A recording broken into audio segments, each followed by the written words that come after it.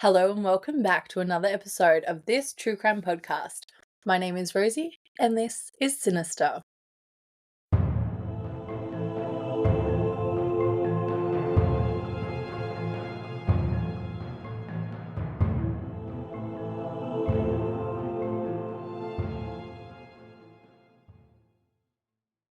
So, first and foremost, before getting into it, I do want to put a massive disclaimer on the entire case, as this is quite a brutal case, and there will also be mention of sexual assault throughout this episode. So, I won't be able to give a disclaimer at every point as it comes through a bit. I won't go into it in detail, but it's mentioned. So, today I will be telling you about the horrific murder of Kitty Genovese and how the brutal sensationalism from the media made her death play a massive role in shaping the psychology world as we know it today, as well as bringing in the 911 system for people in New York. In a now infamous New York Times article, Martin Gansberg reported, quote, "For more than half an hour, 38 respectable, law-abiding citizens in Queens watched a killer stalk and stab a woman in 3 separate attacks in Kew Gardens. Not one person telephoned the police during the assault.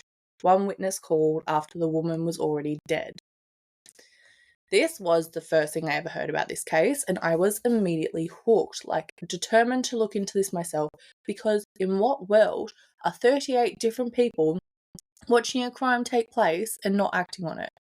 I had images in my head of 38 people standing on a street actively watching this horrific crime take place without intervening or contacting emergency services, and clearly others had this idea in their head too. From the time this case occurred in the 1960s to relatively recent times, the murder of Kitty Genovese was a staple in psychology textbooks in teaching a theory known as the bystander effect. The bystander effect is a psychological theory that proposes that individuals are less likely to offer help to a victim in the presence of other people.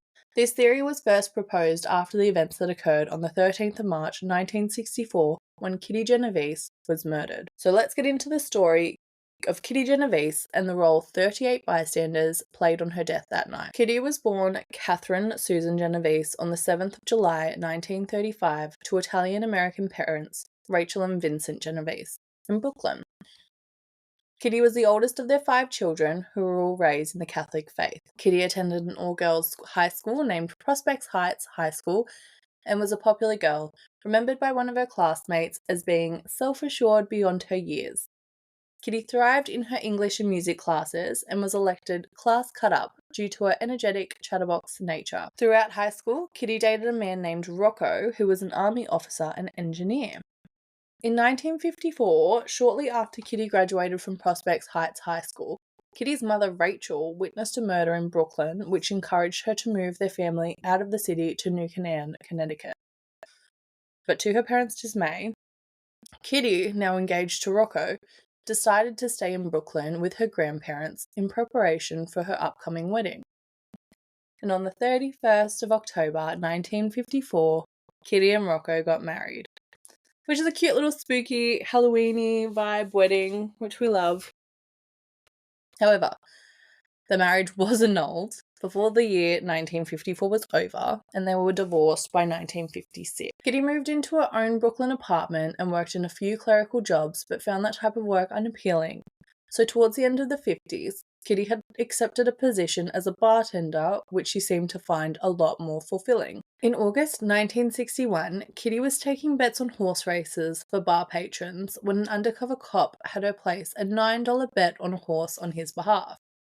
Kitty was arrested for bookmarking, received a $50 fine, and lost her job at the bar. However, Kitty was a hard worker and was soon hired for another bartending job at a place called Ev's 11th Hour in Hollis, Queens. She was known as a reliable worker and regularly worked overtime, and soon she was managing the bar on behalf of its absentee owner. Due to her hard work, she began bringing in around $750 a month, which was a great wage for the time.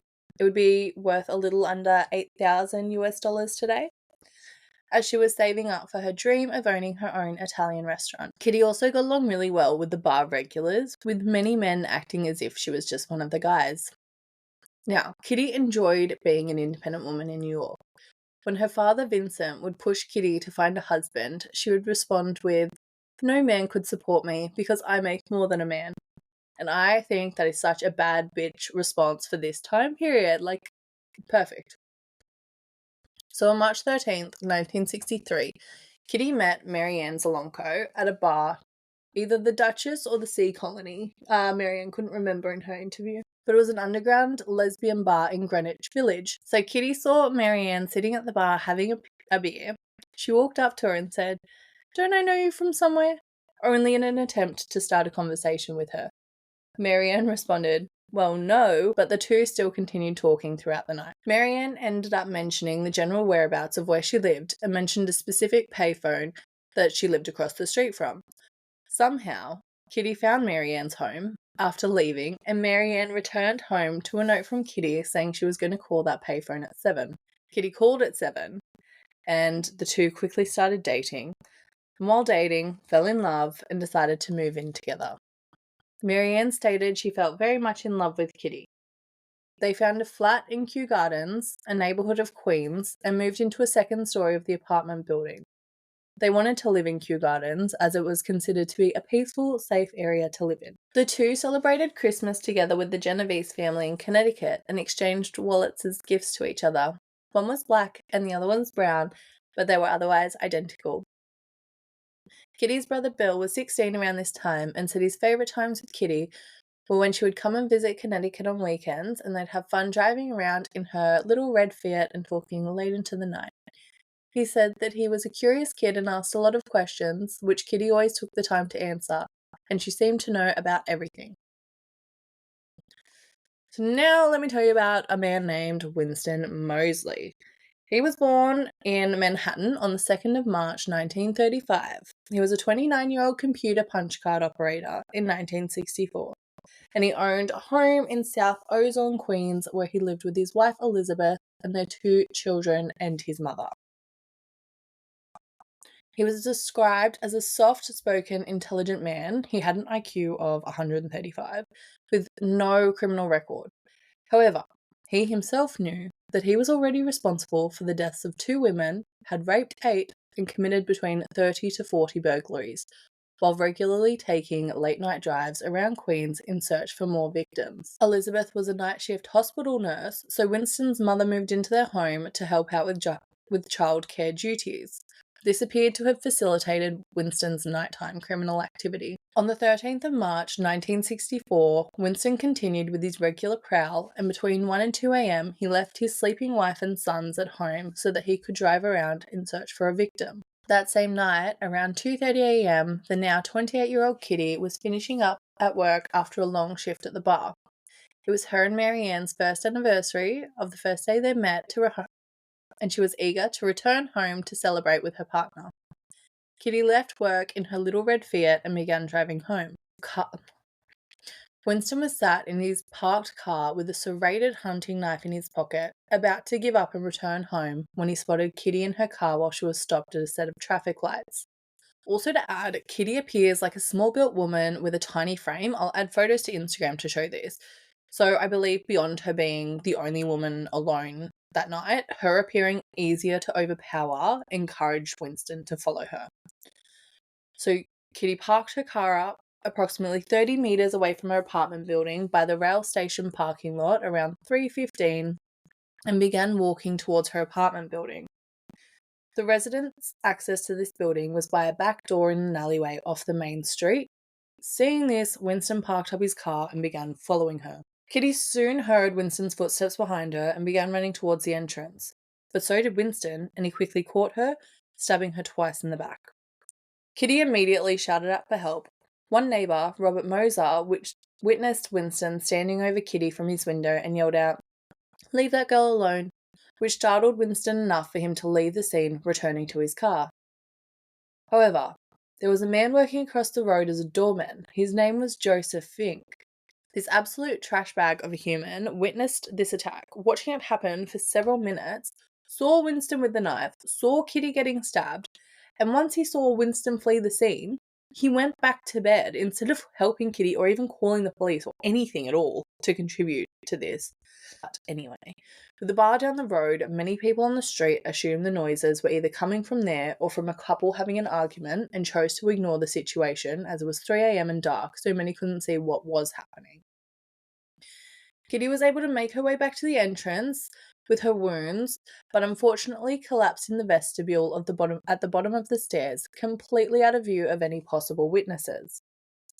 Kitty's friend Sophia Farah, with her husband and son Michael, all woke to the noise that was described as blood-curdling screams, but when they checked out their bedroom window, the noises stopped and they couldn't see anything, so they went back to bed. Winston returned to his car, concerned about being identifiable by the neighbours who were clearly waking to the sounds of Kitty's screams. However, Winston had left the house that night wanting to commit a murder and had not achieved that yet. He drove off to get his car away from the scene so no one could see it. Once he realised there was no police coming, he returned, later saying, "I came back because I'd not finished what I set out to do." This time, he was wearing a wide-brimmed fedora to cover his face. Winston later stated about Robert that, quote, "I had a feeling this man would close his window and go back to sleep, and sure enough, he did." Robert was the man that said to get off her after seeing the initial attack. After searching, he found Kitty, who was barely conscious and badly bleeding, at the back of her apartment complex, where her injuries had prevented her from getting up the stairs to her apartment. Now completely out of view, Winston was more comfortable finishing what he had gone out to do: commit a murder. Neighbour Carl Ross's apartment was right near the vestibule. He had heard the attack and the sound of Kitty trying to get into the building. Shortly after, it was clear that Winston had found her again.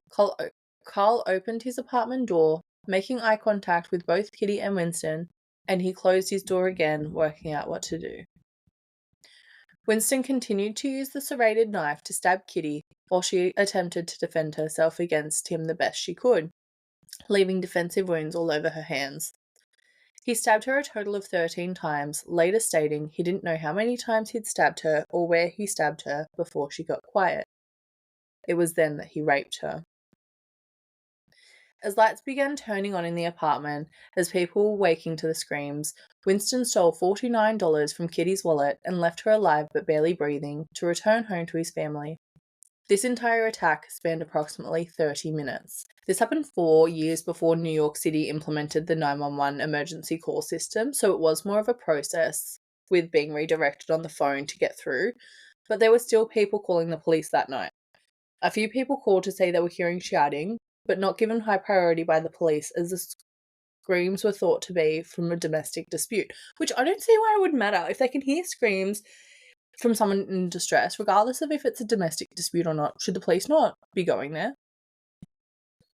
So one witness, Hattie Grund, said she'd contacted police and hadn't even finished giving the details of what was happening before police told her they'd already received calls about the event. After Carl closed his door on the event to work out what to do, he called a friend of his asking for advice. It should be noted that Carl was very drunk this night. This friend told him not to get involved. Thankfully, though, he then called another neighbour asking for advice on what to do. This other friend told Carl to come to her house and they'd contact police together.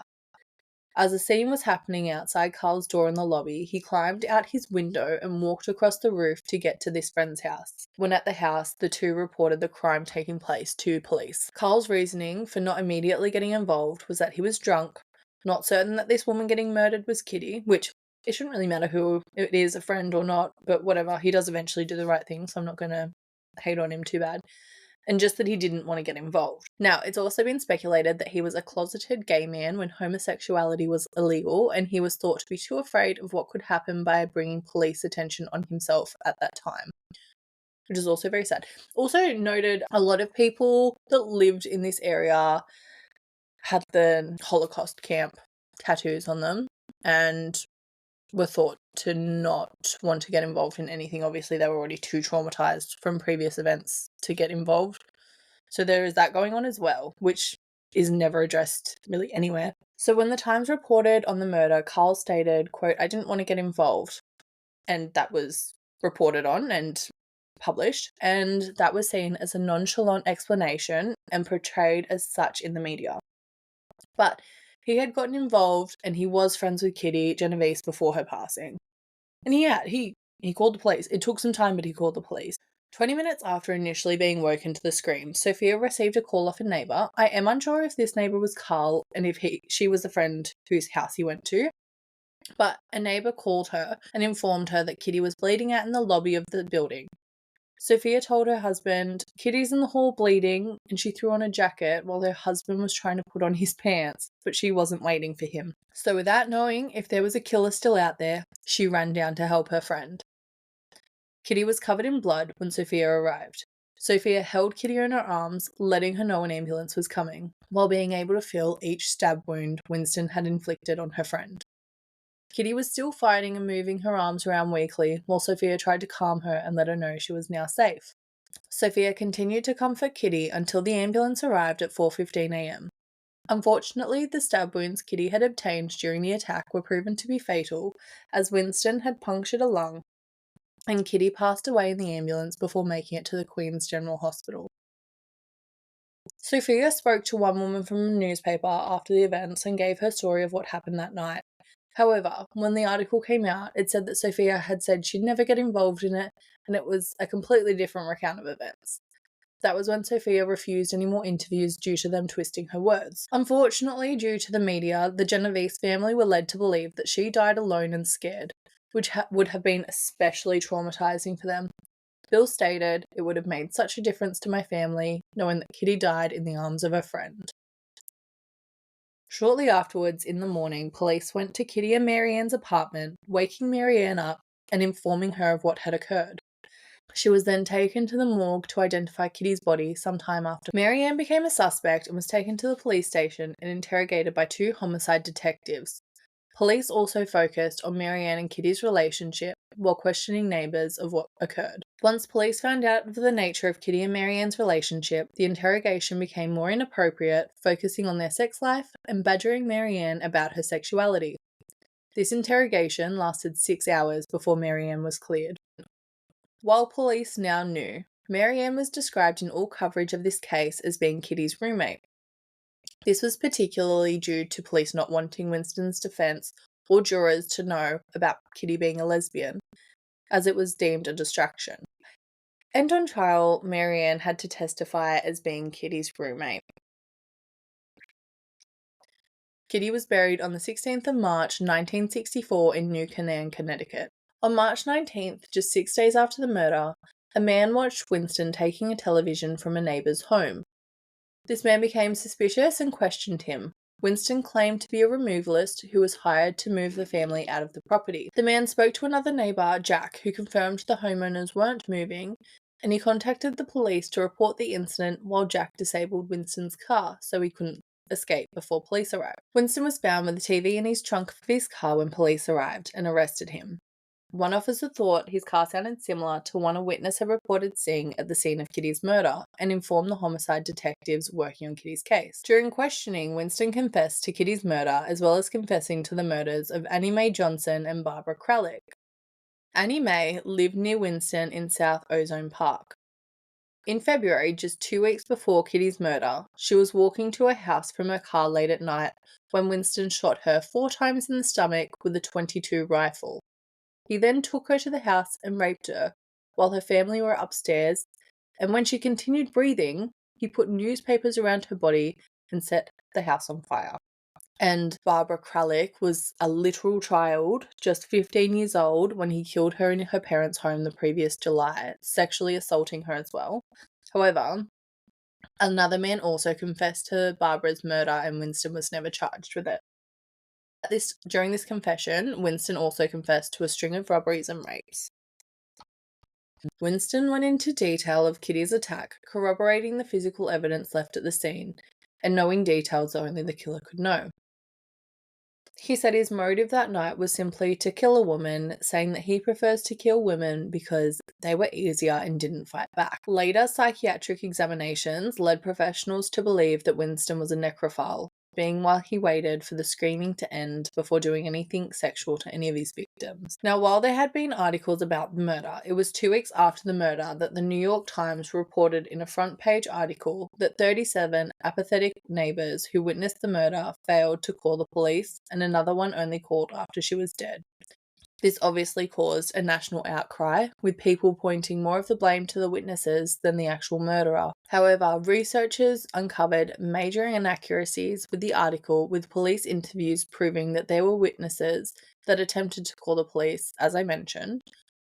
And reporters also at a competing news organisation discovered that the Times article was inconsistent with the facts, but they were unwilling to challenge the Times editor at the time, Abe Rosenthal, so the false news article became known as fact. This incident prompted inquiries into what became known as the bystander effect, or the Genovese syndrome, and this crime became a staple in US psychology textbooks for 4 decades following. Also following the attack later in 1964, the emergency service line was simplified from dialing 0 and getting redirected to an operator precinct or borough headquarters to a central police number. However, the 911 system wasn't introduced until 1968.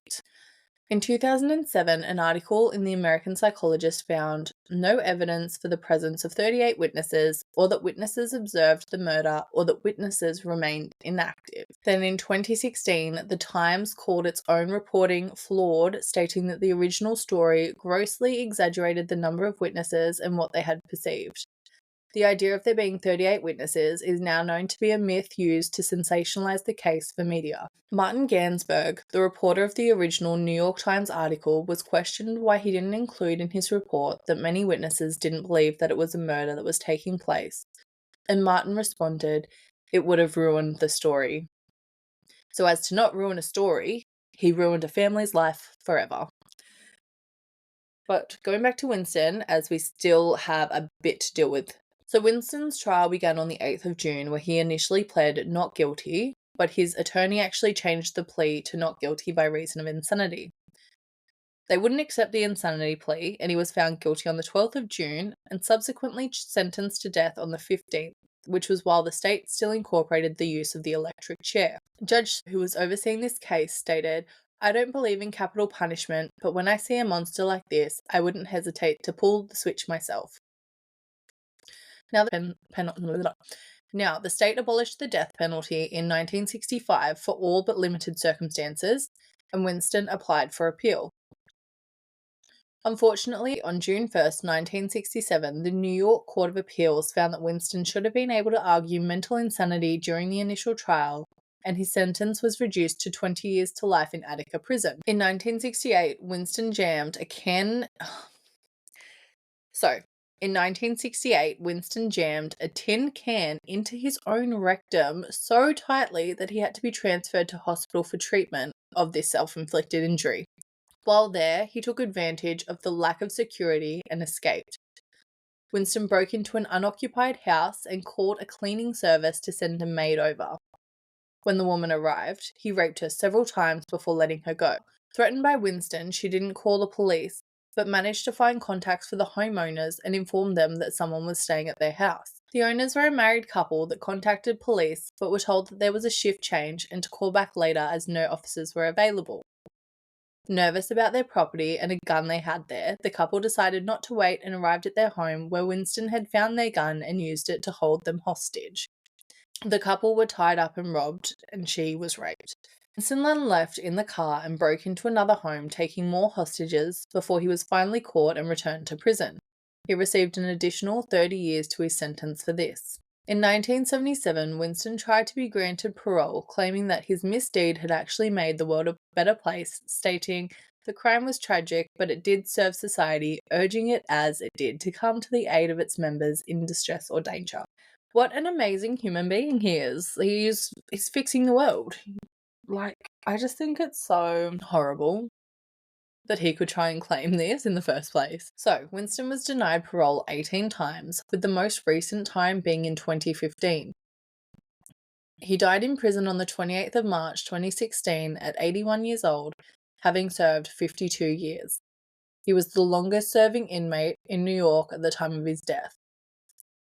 One of his sons, Stephen, is also a reverend now, which I thought was quite different to what he could have grown up to be. He was in a documentary called The Witness, which was done by Kitty's brother Bill, and he was very much on his father's side, like blaming Kitty, making comments about her saying racial slurs and all this stuff, which was quite, ugh, I don't know. Everything's icky to me, so that was icky to me. And he was saying that he's a changed man, but there was a lot of racism going on at the time. The thing is, another woman that he had murdered was a black woman. There was no racial motive in this. He was just grasping at straws, and the son was now on his side somehow, even as a reverend, but regardless, he was a reverend.